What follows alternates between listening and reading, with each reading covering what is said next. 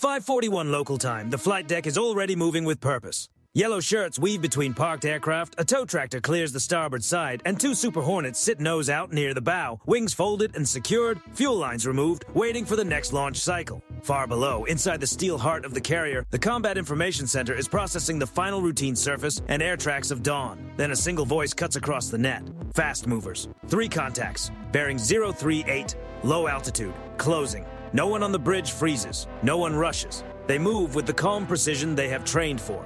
The officer of the deck turns toward the tactical repeater as 3 new symbols appear at the edge of the display. At first, they are faint. Then they settle into a steady track. They are fast, too fast for normal patrol traffic, and too low for routine movement. No identification, no beacon, no radio response.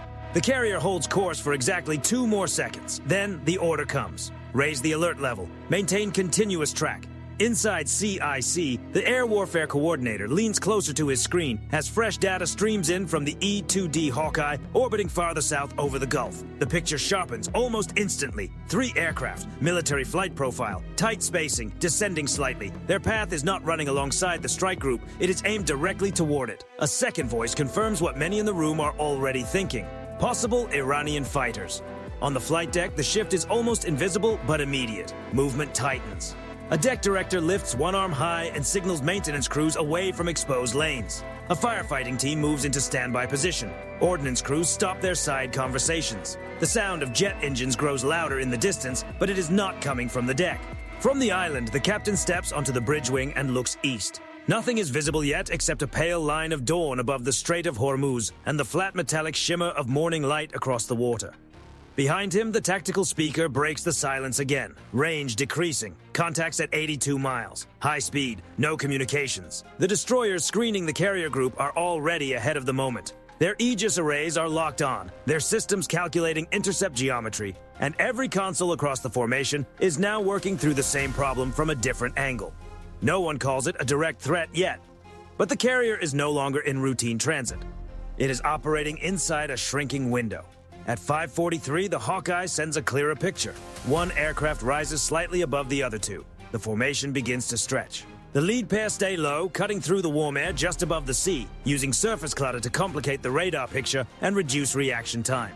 The third aircraft remains higher and farther back, cleaner on radar, like an observer above the formation. In CIC, a watchstander says exactly what everyone sees. Split formation. 2 low, 1 offset high. This is deliberate. The bridge-to-bridge circuit opens on the emergency guard frequency. Unidentified military aircraft approaching United States naval formation in international waters. This is a U.S. Navy warship. State your intentions immediately. Silence. The call goes out again. Still nothing.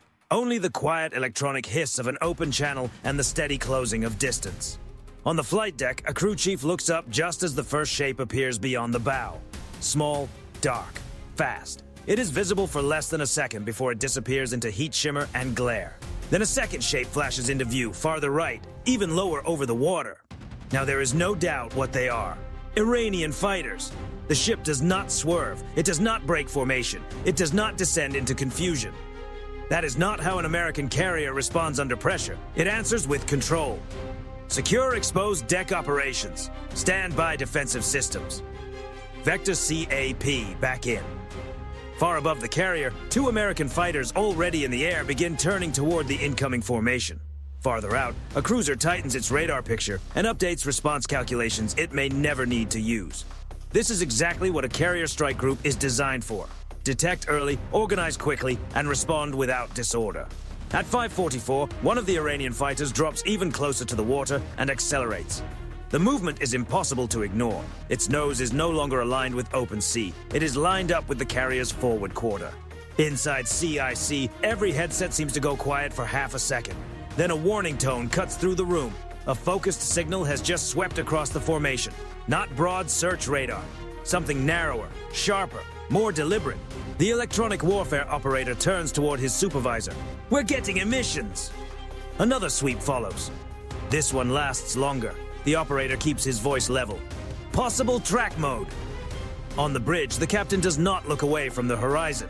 "Keep recording," he says. "Hold posture." Below him, the deck crew stay frozen in place, helmets tilted upward, listening as the distant growl grows stronger with every passing second. The lead jet is now inbound on a line too precise to dismiss. The second is sliding wide to starboard. The third remains higher and farther back, exactly where an observer would want to be. This is not a random flyby. This is a shaped approach. At 5:45 local time, the lead Iranian fighter cuts through the morning haze and drives straight toward the carrier group at high speed. Inside CIC, the next alert appears. At 5:45 local time, the first Iranian fighter is no longer simply approaching. It has committed to its course. From the carrier's island, the aircraft is now visible through the haze, a dark shape skimming just above the waterline. Its nose remains steady. Its speed continues to build. Off to the right, farther out and slightly wider, the second fighter begins curving into position. The third stays high and offset, holding enough altitude to watch the entire formation unfold. 3 aircraft, 3 angles, 1 focus. Inside the Combat Information Center, the tactical display updates in quick, silent bursts. Range, bearing, altitude, closure rate. The numbers are shrinking fast. Lead contact 46 miles. Second contact offset starboard.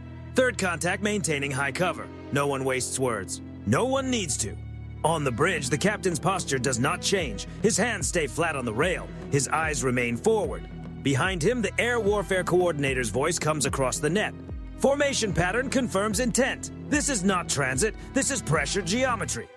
The carrier strike group responds with the discipline it was built around. Ahead of the carrier, one destroyer shifts slightly outward, widening its defensive angle. Another tightens its position near the starboard quarter. Farther back, a Ticonderoga-class cruiser locks the 3 contacts into a cleaner radar picture and pushes refined tracking data across the network. Across the formation, Aegis systems are now fully awake, calculating response sequences down to fractions of a second. The vertical launch cells remain closed for now, but every ship in the screen is ready.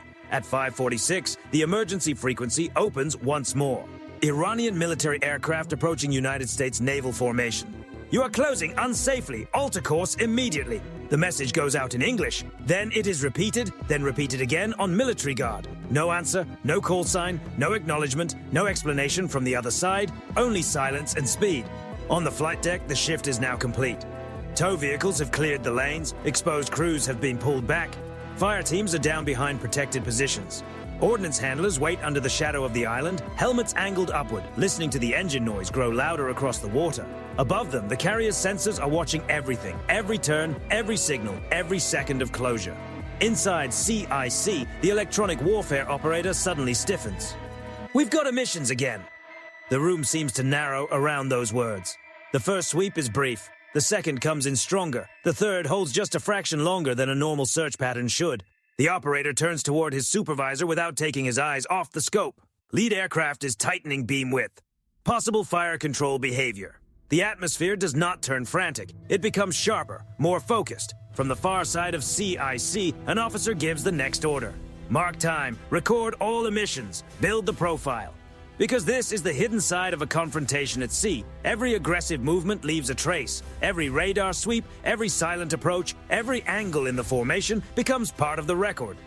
The closer the Iranian aircraft come, the more they reveal. But that will matter later. Right now, only one thing matters. Distance.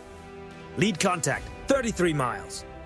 The fighter closest to the carrier drops even lower, so low that from the bridge it nearly disappears into the glare between the waves. The second aircraft widens farther to starboard, no longer simply trailing the first but offset from it, forcing the escorts to account for 2 possible approach lines at once. High above them, the third fighter turns just enough to stay outside the most dangerous part of the envelope, watching from altitude, holding the kind of position used for coordination and control. At 5:47, the American fighters begin to return to the picture. 2 U.S. Navy jets already airborne on Combat Air Patrol Bank hard back toward the strike group. Their vectors updated mid-turn by the E-2D Hawkeye. They are still minutes away, but they are no longer distant. That changes the clock for everyone. The Iranian pilots know it. So does the carrier. One destroyer ahead of the formation now reports solid weapon solutions on the 2 low contacts. Another confirms continuous track on the high aircraft. Inside the cruiser's CIC, the tactical action officer reviews the possible intercept windows if the situation crosses the final line. Still no launch, still no engagement, still the same American discipline. Do not escalate first, but be fully ready if the other side forces the decision. At 5:48, the lead Iranian fighter climbs slightly, just enough to steady its approach, then noses back down toward the carrier's forward quarter. That tiny correction says everything. It is not wandering. It is setting up. On the bridge, one watch officer says what everyone is already thinking. He's lining up for a run. The second fighter reacts almost immediately, tightening its own arc on the starboard side. Not close enough yet to force a final response, but close enough to split attention across the screen. The high aircraft holds its place above and behind them, exactly where a coordinator would want to remain if timing the movement. This is no longer pressure by presence alone. This is a deliberate attack profile. The emergency frequency opens one final time. Iranian military aircraft, alter course now. You are entering an unsafe and escalatory posture toward United States naval forces. Nothing. No reply. Only the lead fighter settling into a cleaner line. Faster now. Nose fixed. Altitude razor low. Heading locked toward the carrier group as if the entire sky has narrowed to a single point. Inside CIC, the radar picture tightens. The electronic warfare board lights again. Then a new call cuts across the compartment. Possible targeting radar. Lead craft committing. At 5:48 local time, the distance has collapsed. The formation is set, and every ship in the strike group understands the same thing at the same moment. This is no longer just an intercept, it is an attack profile. At 5:49 local time, the first response comes without another word. Inside the Combat Information Center, the warning does not sound frantic, it sounds final. Spike, spike. Lead contact has gone hard track. A moment later, another voice cuts through the room. Possible release.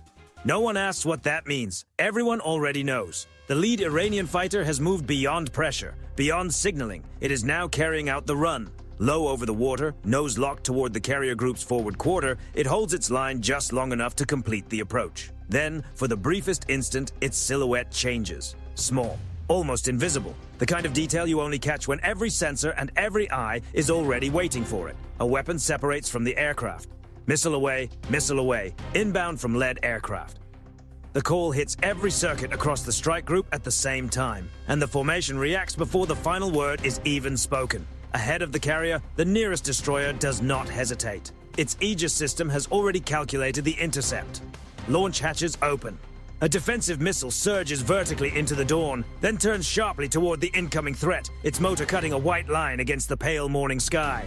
Farther back, the cruiser's radar tightens its focus, refining the track on both the inbound missile and the two remaining Iranian fighters. The carrier itself does not fall into disorder, it compresses. Flight deck crews drop behind protected positions. Fire teams brace low. The officer of the deck holds course for one more measured second before beginning a controlled heading change. Small. Deliberate. Just enough to make the incoming path harder to solve without disrupting the formation. That is the difference between fear and training. One breaks structure, the other protects it under pressure.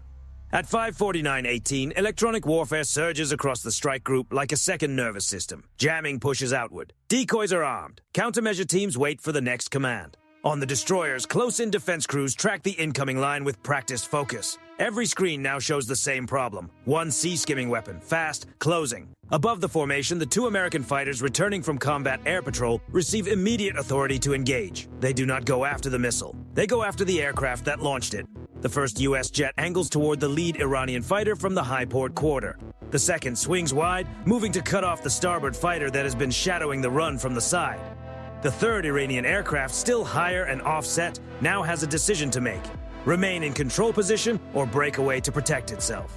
That decision is already coming too late. Back near sea level, the first intercept is only seconds away. Destroyer engaging. No one on the bridge sees the contact clearly. It happens too fast and too low. 1 second, a hard white line is racing over the water. The next, a flash opens just above the surface, followed by a burst of flame, fragments, and spray rising into the morning air like shattered glass. Splash 1, first inbound neutralized. No one celebrates. Not yet. Because almost immediately the next problem appears. The second Iranian fighter has tightened its angle from the starboard side, forcing the escorts to account for a possible follow-up run. For one brief and dangerous moment, the strike group is working against two clocks at once. The remains of the first intercept falling toward the sea, and the possibility that the second aircraft is already close enough to make its own move. Then the electronic warfare board lights again. Additional emissions from starboard fighter. That gets everyone's attention. The destroyer off the carrier's starboard quarter shifts its sensors and builds a fresh track solution. The cruiser behind the formation adds another layer to the picture. Above it all, the Hawkeye keeps the data clean and continuous, linking fighters, ships, radar signals, and movement into one live tactical map. That is what the Iranian formation came to disrupt. And that is exactly what it fails to disrupt. At 550, the second fighter drops lower, but the movement is no longer clean. Its line is unstable now. The first American CAP jet is already sliding into position behind it, close enough to apply pressure, controlled enough to avoid crossing the final line. No missile is fired. No dramatic warning is needed. The U.S. pilot does not need theatrics. Position is enough. Speed is enough. The message is clear enough. You had one chance. There will not be a second. The starboard Iranian fighter breaks away hard. It rolls off from the carrier group and pulls low across the edge of the formation, trying to leave without making the retreat look obvious. A second later, the high aircraft reacts too, finally losing the detached posture it has held since the beginning of the approach. It banks left and drops altitude, no longer managing the geometry but trying to escape it. Only the lead fighter, the one that launched, holds its line for one more moment, and that moment says everything. It is no longer pressing forward. It is trying to get out. The first American fighter stays behind it, tightening the angle without overcommitting. The second CAP jet now controls the airspace the starboard fighter just abandoned below. Across the strike group, every escort keeps weapons quality tracks on all three aircraft. If any of them turn back in, the response will be immediate. At 5:50:41, the last fragments of the intercepted weapon strike the sea behind the formation. The carrier is still moving. Its deck carries the weight of tension, but no impact. Its escorts remain in position. Its fighters are now above the threat instead of racing toward it, and the pilots who initiated the run have just lost the only advantage they had. Inside CIC, the air warfare coordinator studies the board, then says it plainly. Iran fired first. Attack failed. All units maintain pressure. Out over the Strait of Hormuz, the entire geometry has changed. The carrier group is no longer bracing for the strike. It is turning the situation around. At 5:51 local time, the immediate attack is over. The danger is not. The three Iranian fighters are still airborne, still capable, and still inside a battle space they no longer control. Less than 2 minutes earlier, they had come in fast, low, and coordinated, trying to force the carrier group into a defensive posture. Now the situation has flipped. The U.S. Navy is no longer reacting to their timing. The Iranian pilots are reacting to American position. Inside the Combat Information Center, the tactical display has changed completely. The incoming weapon track is gone, ended over the water. In its place are three aircraft contacts moving away from their original approach lanes, each on a different vector, each forced off the clean lines they used coming in. One high, two low, none steady. Lead aircraft accelerating east, starboard fighter breaking south, high cover descending. Looks like they're trying to reform. The air warfare coordinator does not look up from the display. Do not let them reform. The order moves through the strike group like current through steel. Above the carrier, the two American CAP fighters now control the sky the Iranian formation tried to use. The first U.S. jet stays on the lead aircraft's rear quarter, high enough to apply pressure, measured enough to keep full control. The second moves wide and low, closing off the fighter that broke south after losing its approach line. Neither American pilot rushes, neither has to. This is no longer about pursuit, it is about containment. At sea level, the escorts hold the lower half of the box. A destroyer ahead of the carrier keeps a firm radar track on all three aircraft. Another near the starboard quarter adjusts slightly, just enough to widen the defensive umbrella and block any quick turn back toward the formation. Farther astern, the cruiser remains calm and precise, feeding continuous high-quality tracking data into the network. No gaps, no confusion, no second opening. At 5:52, the lead Iranian fighter makes its first real mistake after the failed run. Instead of continuing a clean exit, it pulls hard left, trying to shake the American jet, sitting on its rear quarter and angle back toward the outer edge of the carrier group's screen. It is a move made under pressure, too sharp, too obvious, and exactly what the U.S. Navy has been waiting for. The American pilot does not respond with raw speed. He responds with position. He stays high, cuts the angle, and forces the Iranian aircraft lower into the layer where ship radars see more clearly and escape routes narrow quickly. The movement is clean, quiet, and professional. No dramatic radio call, no unnecessary display, just a controlled tightening of airspace until the Iranian pilot has only two choices left: extend away or sink deeper into the envelope. It chooses away. Lead contact aborting turn, extending east. On the second track, the southern fighter tries a different move. It drops altitude, rides low through the heat shimmer above the water, and releases a short burst of flares. Not because anything is visibly chasing it, but because the pilot is trying to break the rhythm, disrupt the picture, create even a moment of uncertainty. It changes nothing. The second American fighter stays outside the flare bloom, matches the brake, and keeps the Iranian jet pushed away from the carrier group's starboard side. Below them, the destroyer covering that sector never loses the track. This is what the Iranian formation failed to understand. A U.S. aircraft carrier is not just one ship. It is a moving grid of sensors, fighters, radars, and command nodes, layered so tightly that there is almost nowhere useful to disappear. At 5:53, the third Iranian fighter, the one that had stayed higher and farther back through most of the approach, finally loses its detached posture. It drops altitude and banks toward the other two, clearly trying to pull the formation back together for a controlled exit. But the moment it descends, it gives up the one advantage it still had: separation. The Hawkeye updates first, then the cruiser, then both American fighters receive the same refined picture. The high-cover aircraft is no longer high cover. It is now just a third exposed aircraft moving through airspace that already belongs to someone else. Third contact now vulnerable. The words are simple. The effect is immediate. One American jet shifts just enough to appear on the descending fighter's flank. Not a charge, not a dive, just controlled closure and the perfect angle to make the message impossible to miss. You are finished here. The Iranian pilot reacts at once. The nose comes up. The bank reverses. Altitude returns.